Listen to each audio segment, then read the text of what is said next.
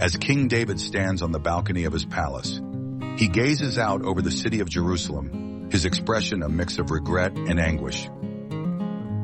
The moment that reveals the heavy price of sin. He remembers the child he lost, a tangible reminder of his transgressions. We transition back, where we find David as a young boy, shepherding sheep in the rolling fields of Bethlehem. The sun shines down, and a gentle breeze rustles the grass.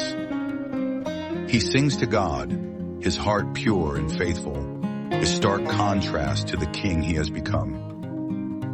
David's rise to power, celebrated by the people as the hero who defeated Goliath.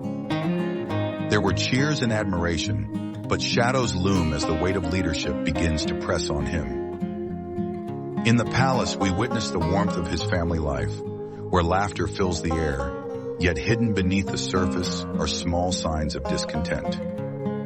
David's eyes wander, drawn inexplicably to Bathsheba, bathing on a neighboring rooftop. This moment, filled with temptation, will lead him down a dark path. Then tension escalates as David's desire for Bathsheba leads to her seduction, and soon afterward, he learns she is pregnant. Fear grips him, and he spirals into a web of deceit, arranging for her husband Uriah to be placed at the front lines of battle, where death is inevitable. At the battlefield, the sounds of clashing swords and the cries of men echoing. David's heart beats faster as he realizes he has orchestrated Uriah's demise. The weight of his sin is palpable as he reflects the gravity of his actions. With Uriah gone, Bathsheba becomes David's wife, yet the joy of this union is tainted by guilt. David has lost his joy and peace. Days turn into weeks, and the once vibrant king is now filled with anxiety and fear of God's judgment. His nights are restless, haunted by the specter of his sins. Prophet Nathan's arrival, bringing with him a parable that pierces David's heart. David's expressions as Nathan describes a rich man stealing a poor man's only lamb.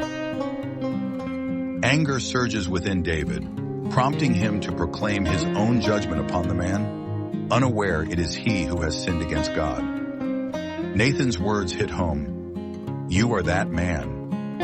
With these words, the full weight of his actions crashes down on David. David kneels in repentance, tears streaming down his face, a broken king pleading for mercy.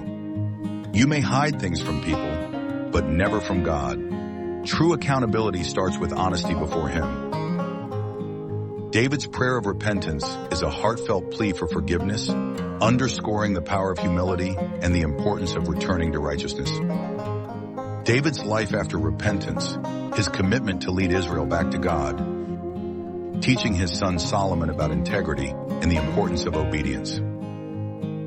Small compromises can grow into life-changing mistakes. Guard your heart and choices daily, urging us to acknowledge their own faults, yet remain hopeful for redemption through faith in God. No matter how far you fall, God's mercy is available if you genuinely turn back to Him. Thanks for watching.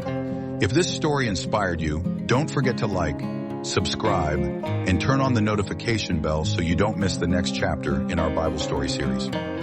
Share this with someone who needs a little faith today, and I'll see you in the next story. God bless.